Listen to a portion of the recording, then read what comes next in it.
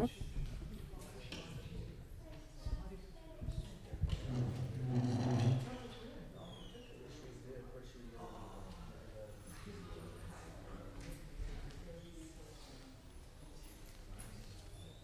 me ask Chakri. Yeah, let me ask.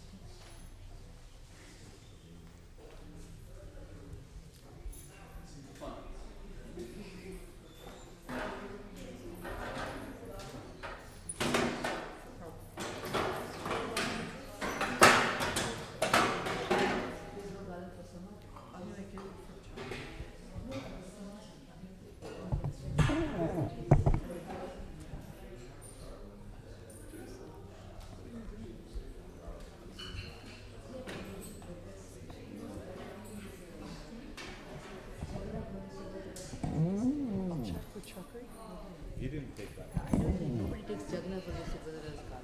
But then who, All three are missing. then who took it? I am. And Padmanabhat, he doesn't know. Padmanabhat, he doesn't. Because last night they saved the morning garland for the evening. I know Radhakrishna took the second garland this morning to save for tonight. So what do? We give this to the Samadhi or Shilagurdi? Samadhi? Oh, What do we do? can do. I want to check with Chakri, see if he has extra garlands. He may. Yeah, He didn't take any garlands this morning. Though. No, he didn't. And there's usually a stash. So you want me to check real quick?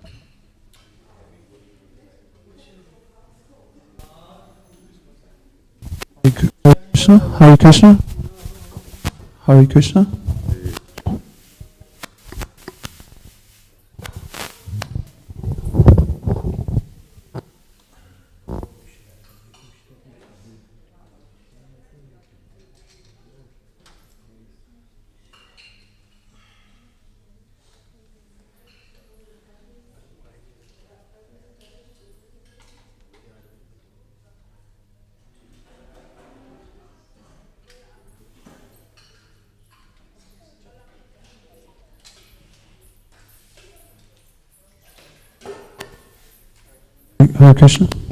Whoa. Very loud.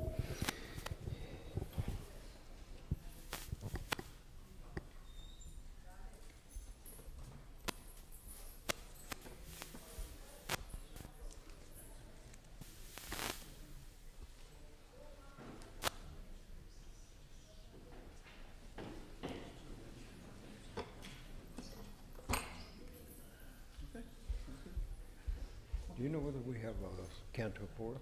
Canto 4? We do. First.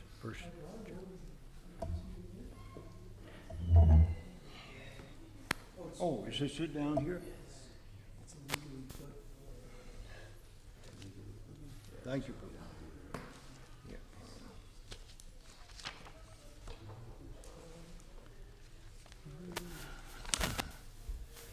I need all the empowerment I can get. So you're empowering us by your presence.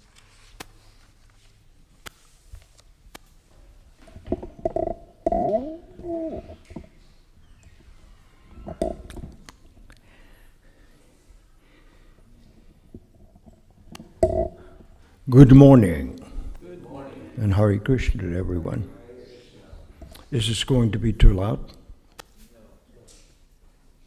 When I get cranked up, it may be.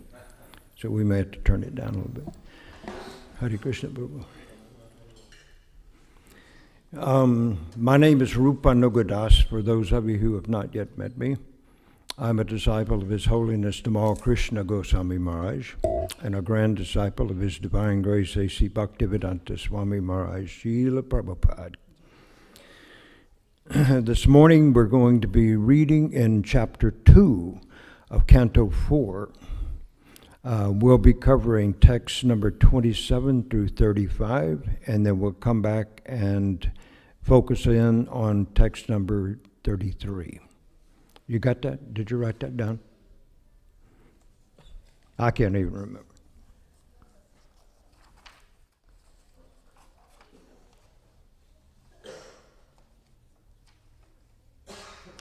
So all of you are listening in from home, as I most of the time do. It's a great pleasure to know that you're here with us in cyberspace. Spirit soul is not limited by anything material. Is that correct? Unless, of course, you happen to have a material body, in which case then you're quite limited. But anyhow, that we do have the technology available, and yesterday, most days we were able to see the speaker very clearly and hear the speaker, and we really appreciate Srinath Krishna Prabhu and his team of technology people who were able to get our system to working as well as it is now. And we welcome everybody here in the temple room. We're glad that you were able to come. Before we begin our reading, we'll do an invocational prayer. Jai Radha Madhava. Shall we do that? Jaya Radha Madhava Kunja Bihari.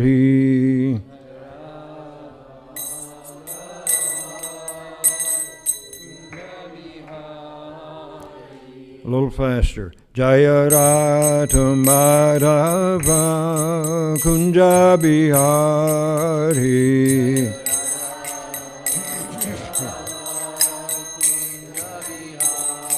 Jaya Gopi Jana Vallabha Girivardhari.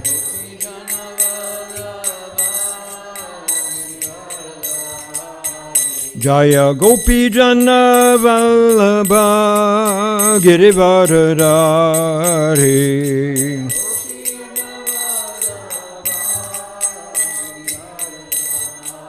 Yashodanandana Brajajana Ranjana.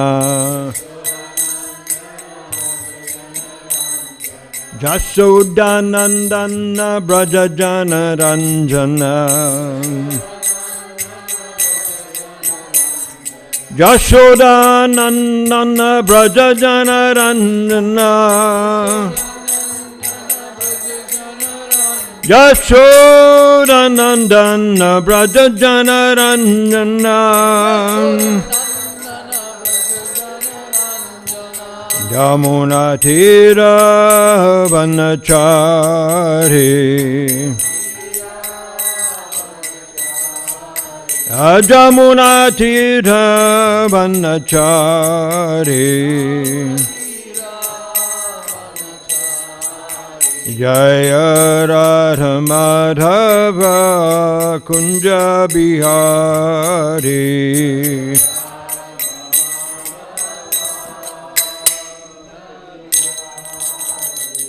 Jai Gaura Premananda. Hari Hari Bo. We've already said the Premadwani prayers, and so now we will begin. Om Namo Bhagavate Vasudevaya. Om Namo Bhagavate Vasudevaya. Om Namo Bhagavate Vasudevaya. Narayanam Namaskritya Naram Chaiva Narottamam Devim Saraswatim Yasan Tato Jayam Udirayat Nasta Presha Bandreshu Nityam Bhagavata Sevaya Bhagavat Yutamashloke Bhakti Bhaviri Naistiki Srimad Bhagavatam Grantaraj Srimad Bhagavatam Ki Jai. Canto 4, Chapter 2, text number 27. This chapter is entitled Daksha Curses Lord Shiva.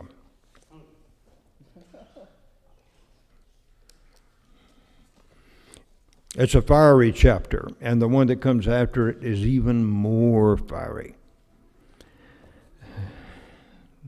So we're going to be reading translations all the way through to the end of the chapter, text number 35. So the person that I want to begin Reading this, the first verse, number 27, is Raseshwari.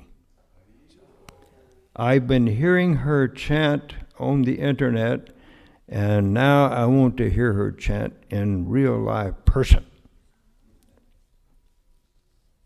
Just a translation, Raseshwari.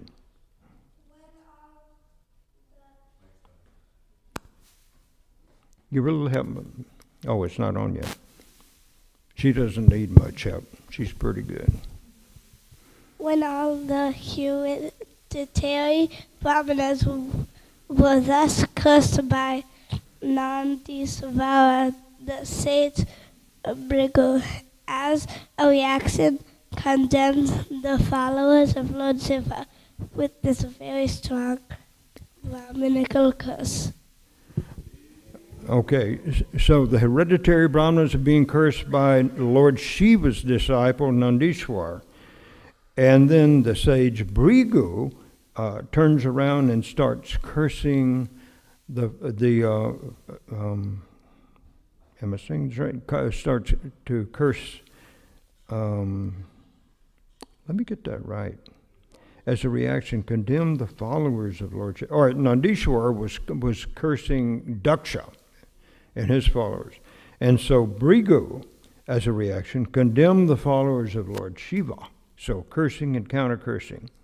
And with this very strong Brahminical curse. All right, next person to read, please.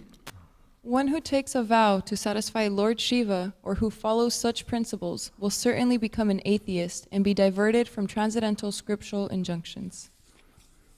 It sounded more like a prophecy than a curse, didn't it? Okay, 29. Next 29. Those who vow to worship Lord Shiva are so foolish that they imitate him by keeping long hair on their heads. When initiated into worship of Lord Shiva, they prefer to live on wine, flesh, and other such things. Nasty, nasty curse. Ooh, man, what could he be thinking?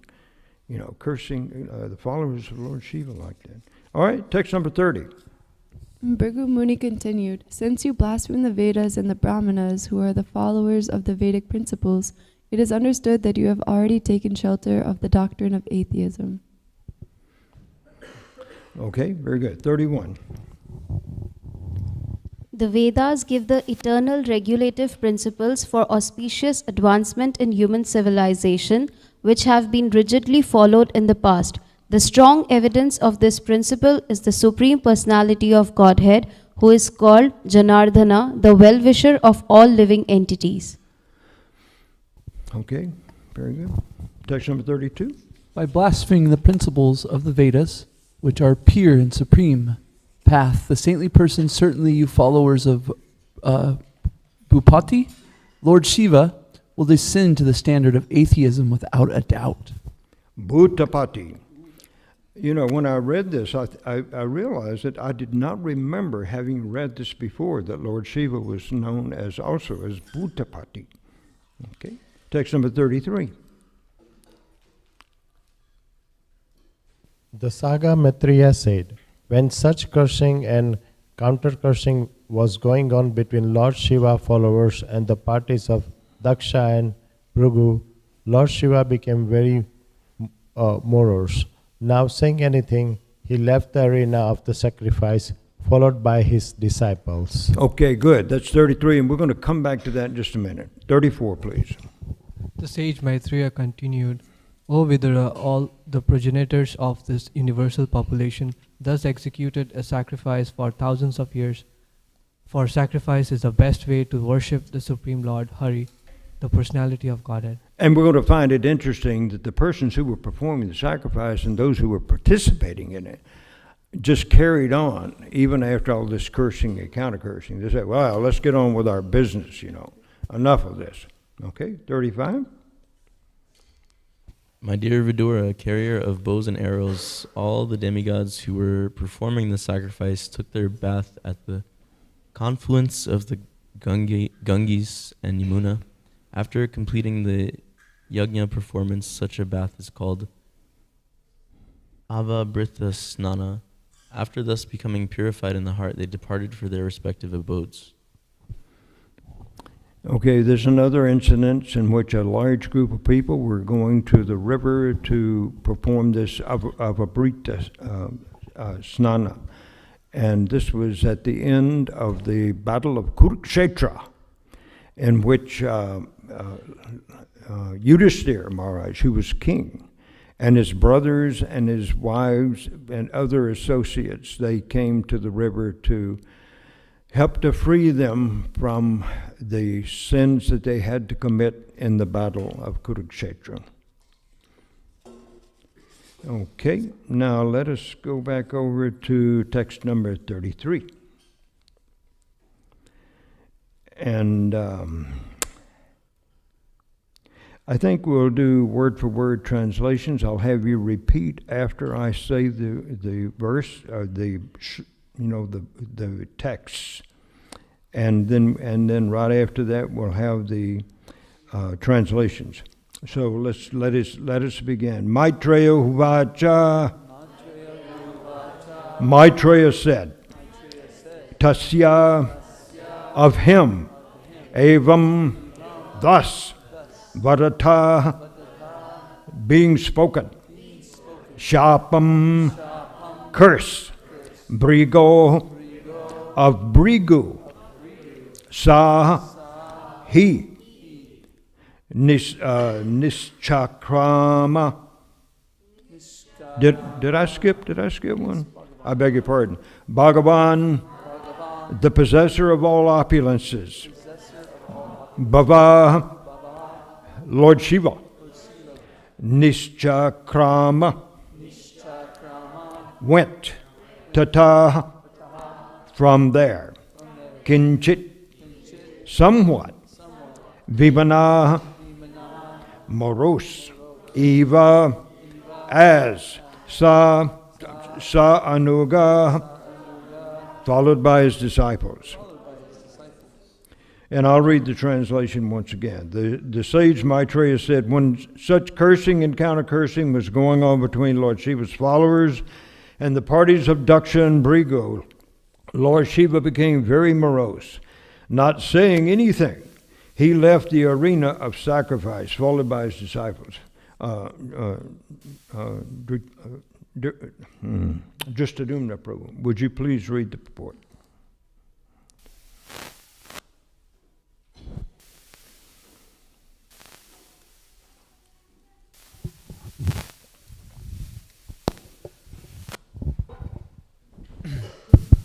Purport. Here Lord Shiva's excellent character is described. In spite of the cursing and counter-cursing between the parties of Daksha and Shiva, because he is the greatest Vaishnava, he was so sober that he did not say anything. Vaishnava is always tolerant, and Lord Shiva is considered the topmost Vaishnava. So his character, as shown in this scene, is excellent. He became morose because he knew that these people, both his men and Daksha's, were unnecessarily cursing and counter-cursing one another, without any interest in spiritual life. From his point of view, he did not see anyone as lower or higher, because he is a Vaishnava, as stated in Bhagavad Gita 5.18, Pandita Samudarshina. One who is perfectly learned does not see anyone as lesser or greater, because he sees everyone from the spiritual platform.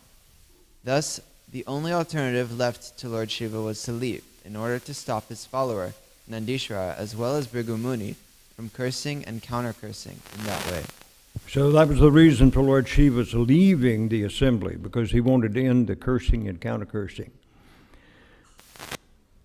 Om Jnana Timirandasya Gyananjana Salakaya Chakshun Militam Jena Tasmai Sri Gurave Namah Sri Chaitanya Manobishtam Stapitam Jena Bhutale Swayam Rupa Kadamaya Dadati Swavarantikam Vandeham Sri Guru Sri Dutta Padakamalam Sri Gurun Vaishnavamscha Sri Rupam Sagrajatam Sahagana Raghunathan Vitam Tam Sajivam Savadvaitam Savadutam Parijana Sahitam Krishna Chaitanya Devam Sri Radha Krishna Padam Sahagana Lalita Sri Vishakan Vitamscha He Krishna Karana Sando Dinabando Jagatpate Gopesha Gopika Kanta Radha Kanta Namostute Tapta Kanchana Gaurangi Radhe Vrindavaneshwari Vrishabhanu Sute Devi Pranamami Hari Priye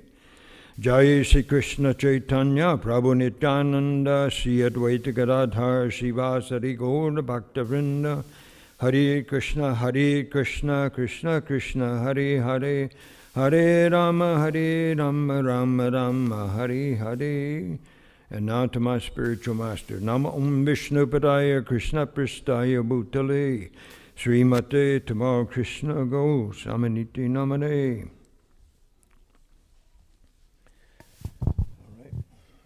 Dear devotees, you're about to see something shocking. You may have never seen this or witnessed this in Srimad Bhagavatam class. But I'd like you to stay seated and just listen.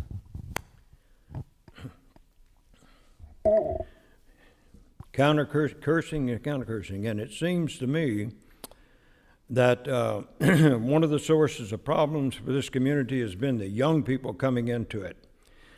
For example, the young people that we have seated with us today. They don't know any of the rules to follow. They haven't yet chosen a spiritual master, perhaps, and they are sometimes troublesome because, especially the young women, don't know how to properly act around men, and therefore they seem to have a very casual relationship with men. And that's very disturbing then to the minds of the men of the community.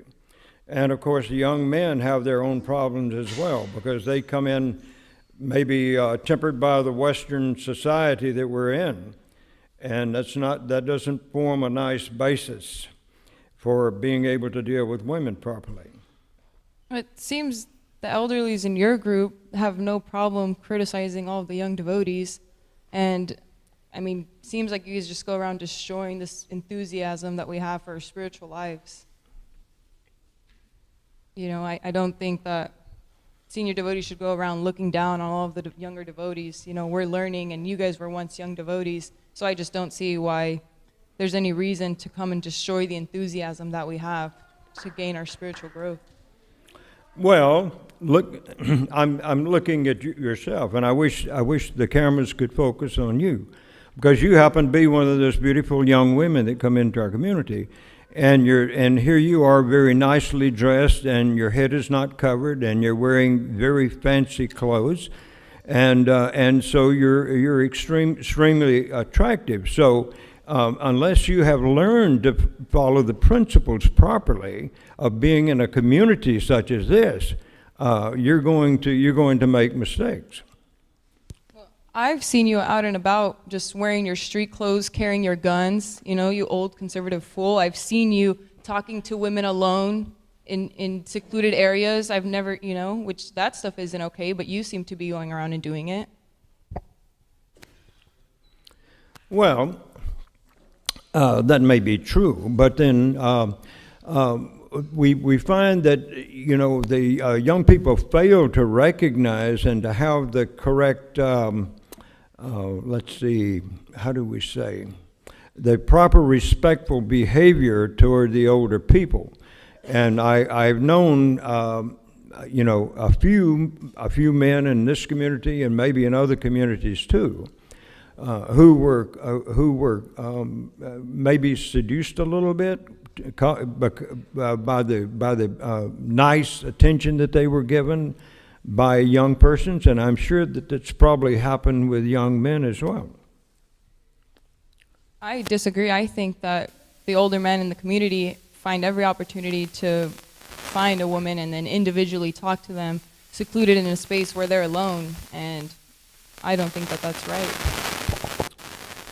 Well, you know, as I see it, it's from a lack of proper training. So if you do have a mentor, if you have a spiritual master, then it appears that that person has not done a very thorough job of training you how to act in the association of other devotees. Well, it seems your spiritual master is the one that taught you how to act like this, and I have a feeling that he just doesn't give any good advice.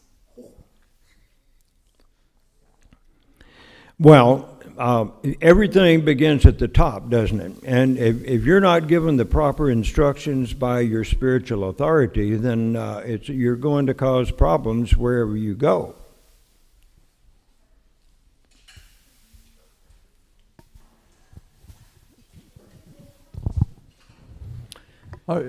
Now, I would like for Nanda Brush to speak. So what you've witnessed is Rupanuga at first, he's criticizing a group of devotees, the younger group. And Melissa, in return, she is criticizing the other group or the elderly group. And then you've seen Rupanuga start to personally attack Melissa, and then Melissa returns with personally attacking Rupanuga Prabhu. Then Rupanuga Prabhu goes to the mentor of Melissa, or the spiritual authorities, and then Melissa returns with questioning the spiritual authority or the spiritual master of Rupanuga Prabhu. This was all a play for everyone on YouTube. Let's give Melissa a hand. She did well. She happens to be one of the younger people in our community here, and we're very happy that she has chosen to be here with us.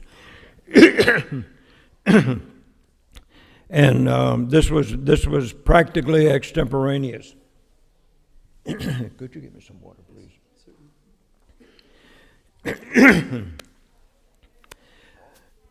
Many times in the past, my wife tells me of incidents in which our children have been wrongfully accused, wrongfully attacked by other people. And I've heard that is that has occurred just recently as well, in the past week or so. Thank you very much.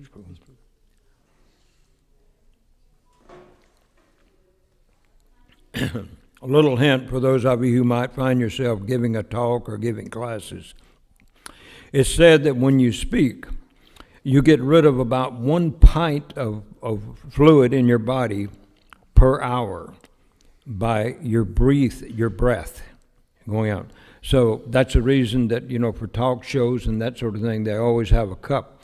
And you wonder, what do they have in that cup? Do they have wine, or do they have soda, or do they have coffee or something in there? Usually it's just water, because everything else tends to choke up. So you may wonder what I've been into this morning.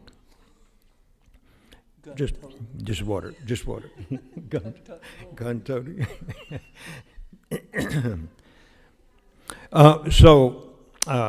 What we were interested in doing was to create a situation in which people that we deal with every day are accosted or accused by someone who really has no business accusing.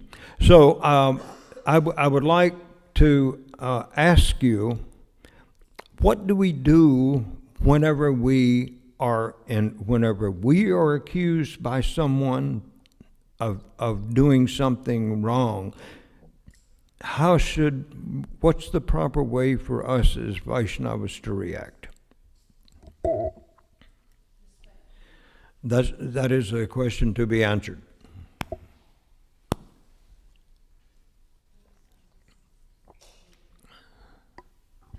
My first reaction when I saw this was, you can have a difference of opinion, different ideas, but please just make sure your exchanges are respectful.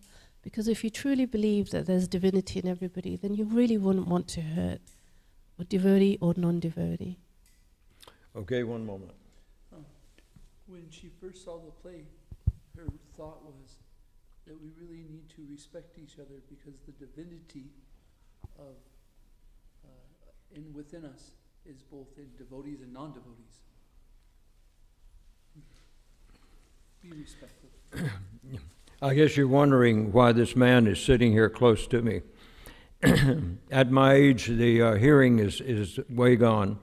And so the high frequency sounds I quite often miss. But anyhow, yeah, when this debate or when this encounter first began, some of you probably thought that's not a very nice way to address a person, especially a person as new as Melissa, as new as Melissa is to the community.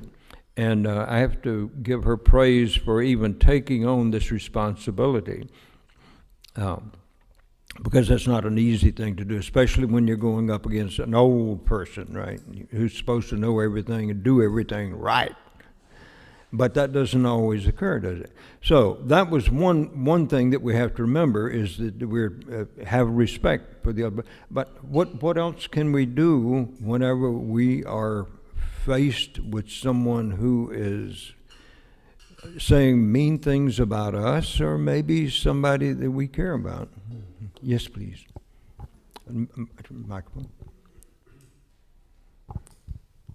Thank you. Hare Krishna.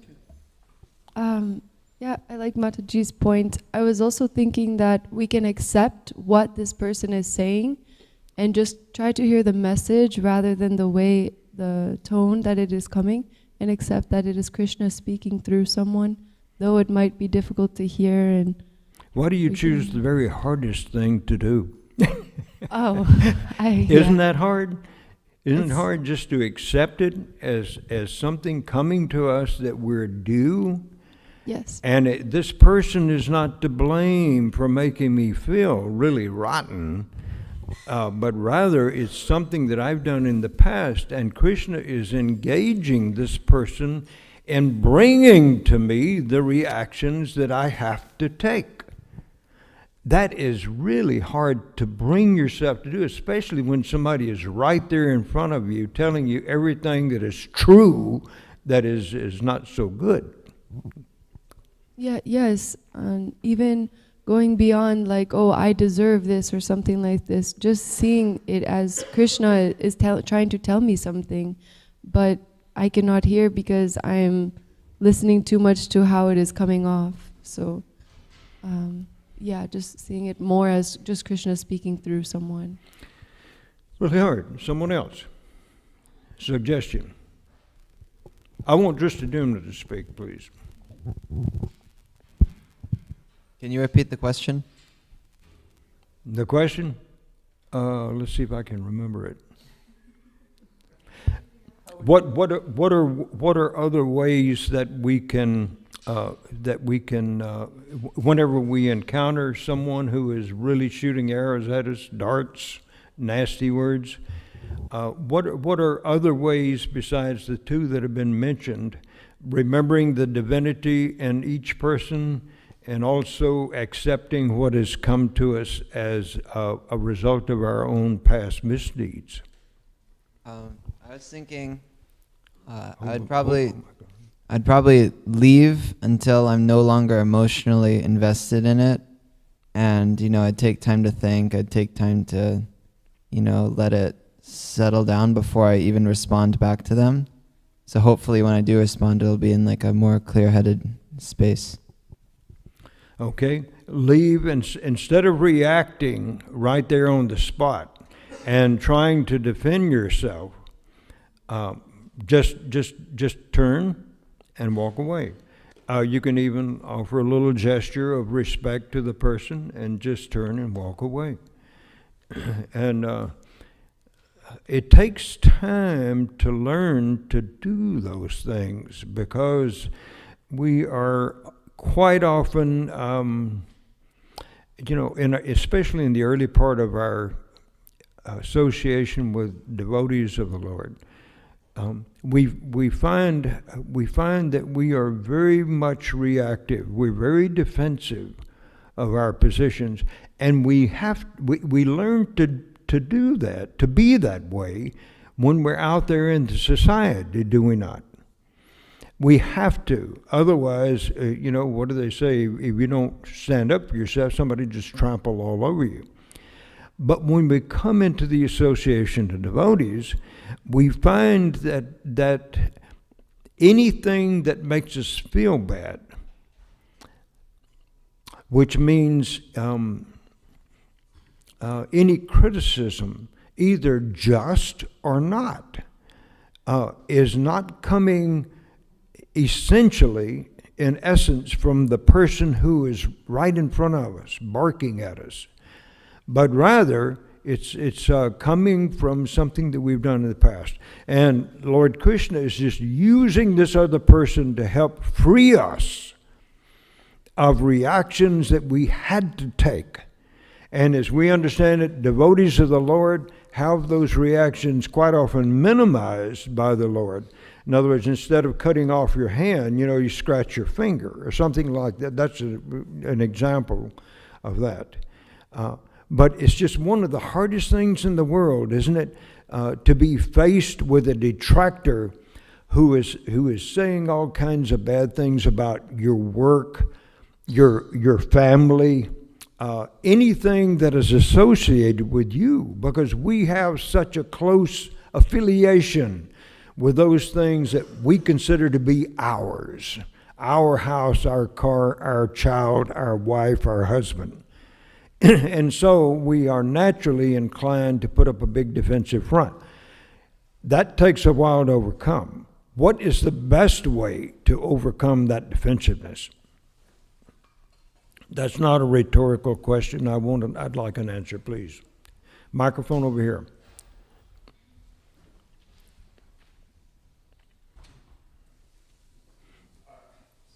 Yes, Prabhu.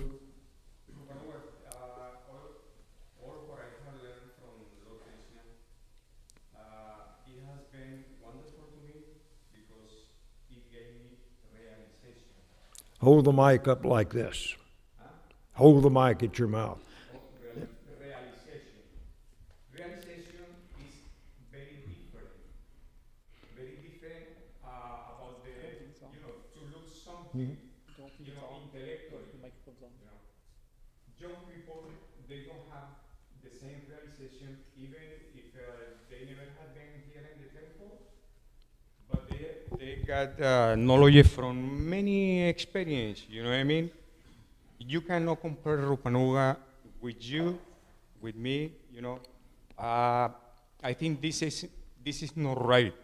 Respect means to have knowledge, to understand what Rupanuga is, what Lord Krishna is, what Bhaktivedanta Swami Prabhupada is.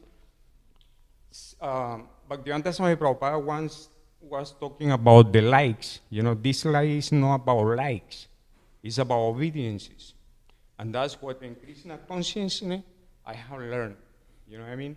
Instinct of think the situation should be under my choice. Whatever I can think, that's what I should get. No, that's what I should understand. You know what I mean? Okay, let me let me respond to that, please. Yeah, many times in the past, there have been persons who didn't know us very well. They might not have known what difficulty we were going through. Brief personal example. When my wife and I first came here in '79, our third child was just 3 months old. And as soon as we came here, he began having seizures. So for the next 5 months, we were in and out of Children's Medical Center with a lot of problems. Then everything just built up, and we didn't pass the test. This was a test that was being given by Radha Kalachandji. But at that time, I felt that nobody in the community understood what my wife was having to go through. And they were expecting her to be one to take care of the other children while the parents went out on Sankirtan to raise funds. So took me a while. We even moved away from the community at that time, and we were planning to move to the New Taliban, the farm in Mississippi, which was very close to the place that both of us had been brought up. But after we got there and stayed there for about 7 months, we received messages from our spiritual master, Tamal Krishna Goswami. He said, what you're asking for And the fact that you've left the community has caused us to rethink things regarding the householders in our community. And now our board, our temple council, has decided that all the householder men and women should go out and raise money for their families, pay for their own residences, their own food, everything else, and give whatever is left over, give whatever time you could to the temple. So we said, yes, that's what we want to do. So we came back here and bought a house that was just 1 block away. And so we've been on that block over there now since 1980. And because of this person, our spiritual master, having that kind of mercy on us, you know, he could have said, all right, they don't want to stay, they don't want to follow the rules, they don't want to participate, let them go. He could have said that. And he probably should have. Or maybe he did. But anyhow, something changed his mind and he invited us back. So that's what we call compassion. And whenever we're dealing with other people, even if they're right in front of us barking at us, we need to feel some compassion for them because we don't know what they're going through. Just like this community didn't know what my wife and I were going through, having to be down at the Children's Medical Center for 5 months, our first 5 months here. And incidentally, that happened to be one of the hottest summers on record for the city of Dallas. It was said that the temperature rose above 110 degrees 13 days in a row during that summer. And there were over 100 days that summer in which the temperature exceeded 100 degrees. So here was Krishna hammering us, giving us a sick child, giving us the very uncomfortable temperatures, not a very steady place to live. You've seen these houses. We've talked about them in the past. They were just decrepit. And this is what we had to live in. But this was Krishna's test. It was like him saying, Rupanuga, you really want to be here in this community? You want to be close to me? And so my first answer was, no, Lord, too many problems. Too many problems. And so that goes also with people's attitudes. Sometimes we feel that we're getting a very bad attitude from other people. And we think maybe they don't like us. And maybe we should just get the heck out of here. And I'm afraid that there have been some people who were very innocent, good people that left the community because they were not treated nicely with the proper etiquette for devotees. The witching hour has come. It's now 8:20. So I'd like to ask, does anyone have any comments or any more questions or anything? Mother Kunti is back there and she needs a microphone because everybody wants to hear Mother Kunti online. It's not on, babe.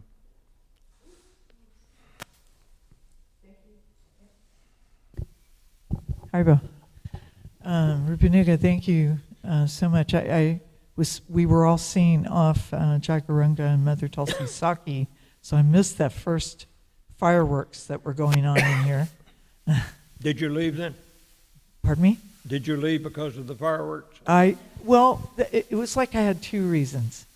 Because Jacaranda and his wife were gone for 5 weeks, and we were seeing them off. So I want to thank you for what I've heard of the class, but going back to your question, how do you respond? What was that, your question? How do you respond if someone yells at you or treats you harshly? Was that your question? We could say not only that, but anytime we face a very difficult situation in our spiritual lives that have to do especially with the community itself, what do we do? Okay. What you've been here a long time. What have you done to stay? Well, it's kind of like in a hurricane, and I don't know if anyone's been through a hurricane or high winds, but you have to hold on. And what you're holding on to is the lotus feet of Guru and Krishna, because the prize is worth it. Even if we are being hurt a lot, we have to remember the goal. So that's all I've got for that one. I just wanted to follow up on your question, which was Thank you very good. much, Ms. Goody. Let me also say here that if anybody has any if you need advice, if you need to talk with somebody, this lady can be available to you. Yes, Prabhu. In my own experience here and around the world where I have been, and I have noticed that when I am working, I get less entangled. You know what I mean? About to describe intellectually the world and the people and the nation. That's right. You know what I mean? Then working for Krishna consciousness also, it has given me this kind of experience. I think for the young people, I am 67 years old. For the young people, I will advise to work for Lord Krishna, for the temple, for the devotees. And that way, we are not entangled about, intellectual perfections. You know what I mean? Choices. The only way to get realization is through the job. And we are doing to Lord Krishna. And for everybody, people who are working and giving money to dignify their lives, the three, to live, to eat, to have shelter, and to depend on ourselves. Karma are doing that. And Krishna consciousness, from Krishna consciousness was the origin of this Bhagavatam. Then my only advice is work for Lord Krishna. That's it. Thank you very much. Would you give the microphone to Manjari Gopika Devi? Hare Krishna. I don't have too much insight, but thank you so much for being here, by the way, Rupanuga Prabhu. It's your fault. Your classes are always so next level. And I appreciate that you're bringing this, making this a topical kind of thing, that the cursing and the counter-cursing has been, among devotees, has been going on for thousands of years. But I was just thinking about some things I've recently read, like in Giriraj Swami's book, I'll Build You a Temple. There was one incident he describes, I know you've read that book, Prabhu, where one of his godbrothers, he had this anger building in him, and he just started screaming at Giriraj Swami, got right in his face, and Giriraj Swami didn't respond, and then the godbrother spat in Giriraj Swami's face. And I remember reading that, my jaw, and Rasi was with me, and our jaws just dropped. Like, first of all, who would do that? And who would do that to Giriraj Swami? And it's a godbrother. And we're just like flipping the page, like, what did he do next? And Giriraj Swami said, he just started chanting really loudly. He just chanted really, really loudly, and walked away. And obviously we're not Giriraj Swami, but I just thought that he immediately went to turning his mind to Krishna, and obviously that's what Krishna would want him to do, is to walk away. And there's this other incident in the book Maharaj shared, and he also said it in a class here in September, that Sham Sundar Prabhu wrote a letter to Srila Prabhupada, and he was having difficulty with working with a certain other devotee. And Prabhupada's reply was, there will be another ISKCON in the sky, and Sham Sundar will be there, and that other Prabhu will be there, and Giriraj will be there. Only Mr. Nair, he will not go. But I always think back to that when I'm having difficulties with other devotees that, we don't vibe. I always think, but there's going to be another ISKCON in the sky, and we're going to have to get along there. So I need to figure out how to get along here. That's a good point. Good points. One of the senior women in our community made the statement one time. My wife happened to hear it, and she repeated it to me, and that was that our children, we all had children, so our children were sometimes getting into squabbles. And so this senior lady, I think this was Mother Leela, Maternat Prabhu's wife, who made the statement to another lady that, look, you know, pretty soon our kids are going to be grown and gone from this community. And so we should not let what goes on between our kids get between us or cause some friction between us as the mothers. And I think that's probably good advice for anybody who comes and joins this community. You know, if you have children, you're going to do the best you can for them, and you want to protect them as much as possible. But on the other hand, the other children who are in this community, you should also look on them as your own children and be compassionate toward them. Anything else? May I ask a question, Prabhu? Nanda Braj Prabhu wants to speak. Ask a question if you mind. I heard you mention that as devotees we can look at a situation that this is my karma and Krishna is lessening it. And then I heard you mention that we can also see things as a test by Krishna, as you did and your wife did. And my question is one is a reaction of the three modes of material nature, done by action and reaction of this material nature, and one is the divine absolute truth in Krishna touching our lives. So how do we understand these two different things as possibilities, how to see things? Is it Krishna's divine hand, or is it karma's, the actions of material nature? Either way, what comes to us in the form of suffering in this material world is whose fault? Me. My fault. If it's something that's coming to bother me in some way, if someone is not being very nice and kind to me, if the temple president is not doing things as I think he should do, if the pujari department is not opening the curtain on time just as I think it should, we should be very careful in criticizing other people. Because that criticism is going to come back on us. It'll come back in some form or another. I know I have been the recipient of getting that kind of reaction from who knows where because of the way I acted toward another devotee. Yes, please.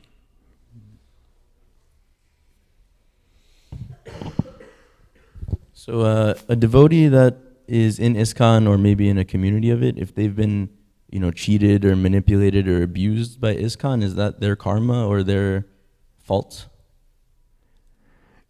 We understand that when a person comes and claps his hands one time in kirtan, that erases all the lines from his palms. Do you know what that means? That means your future sins are being now not taken care of by Maya Devi, which means Krishna's material energy. But your reactions, because you are submitting to the Supreme Lord, even by just saying something nice to a devotee, little things like that, does not go beyond Krishna's attention. And so if there's something that we need correcting, and Krishna wants to help us, he can allow us to take some portion of a reaction that we had coming to us from all the myriad selections of what we've done in the past. In other words, it's Krishna's Mahamaya it takes care of the reactions for those persons who have not shown any desire to serve the Supreme Lord or to even recognize that he is there. But when a person does show that recognition and says, my dear Lord, I want to do something for you. Then Krishna takes your reactions and will give them to you in little bits and pieces as you need them to turn. In other words, we're going to make mistakes along the way because we come to the temple with so much baggage, so many desires that we still have when we come to the temple community.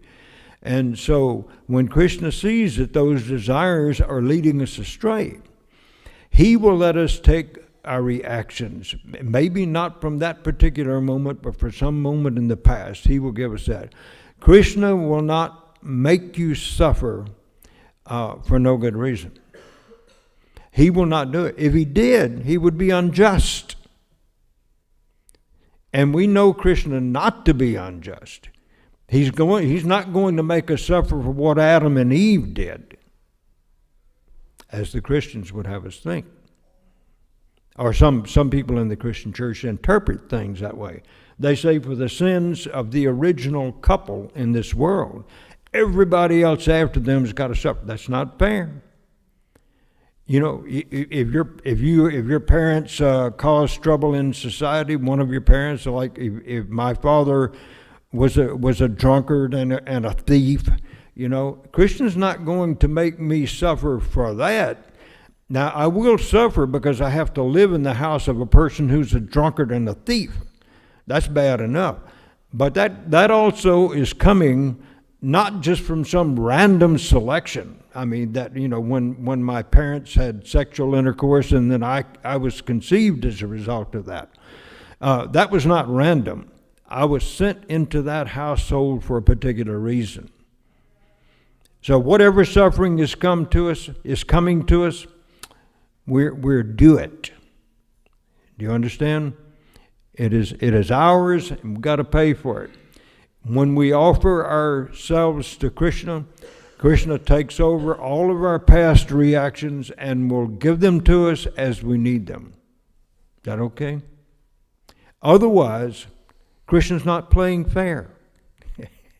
And we know that Krishna plays fair. He's a good person. He loves us. He cares about us.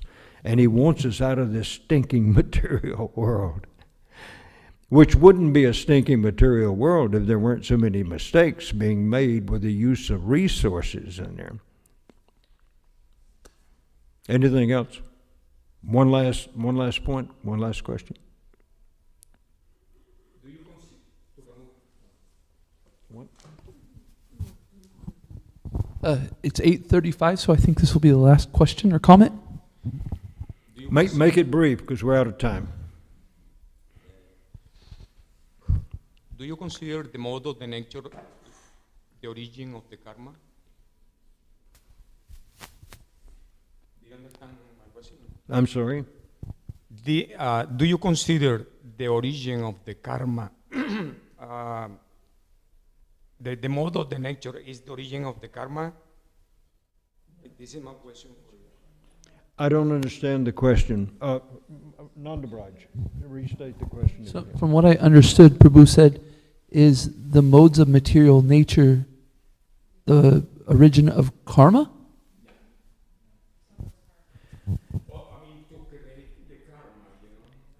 Well, we understand that the modes of nature were brought about to make this world what it is, to give us the opportunity to look for happiness in the absence of Krishna.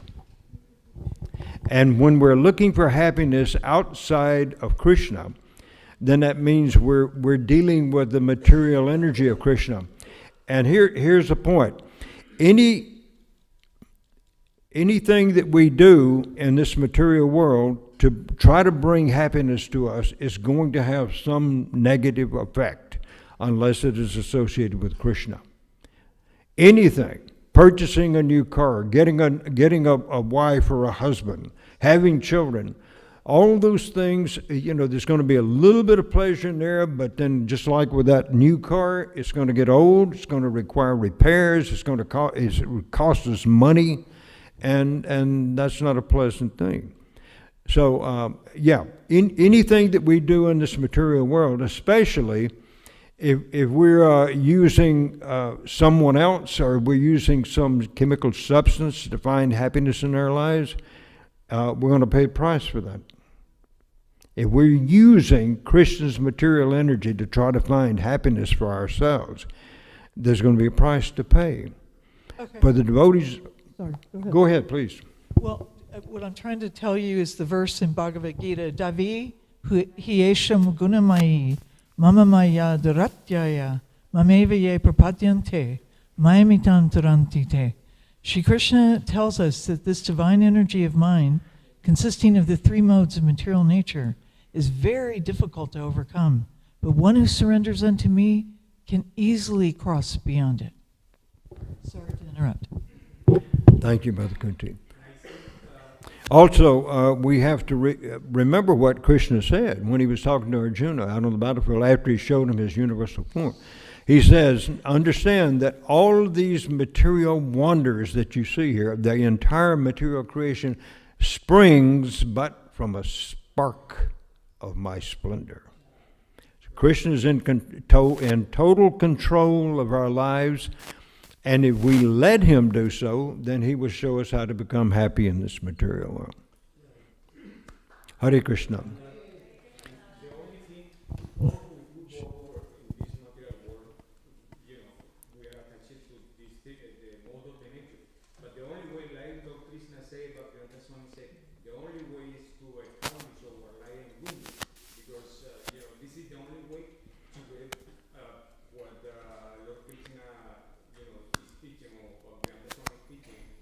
All right, let me repeat something that I've heard that Srimati Radharani said. Someone asked Radharani, what is the most valuable thing in this entire material creation? And you know what Radharani said, according to what I've heard? Suffering. Suffering. The most valuable thing, because it's only when we get to the point of suffering that we start asking the questions that make us human beings, like, who am I? Where did I come from? What am I supposed to be doing here? What happens after I leave? Where am I going to go? So all of those questions then, they come about to a large extent, like the four kinds of persons, pious persons surrender to the Supreme Lord. So it's the suffering thing that helps us probably as much as anything else to turn our heads and then look for some source of relief. My dear Lord, I can't handle it myself. So we will end now, and we will offer our respectful obeisances to all the Vaishnava devotees of the Lord who are just like desire trees and who fulfill the desires of everyone. Vanchakalpatarubhyascha kripasindubhya eva cha patitanam pavanebhyo vaishnavebhyo namo namah anantakoti vaishnavrinda ki jai. Thank you all very much for being here, and for those online for listening in. We appreciate your presence. Hare Krishna.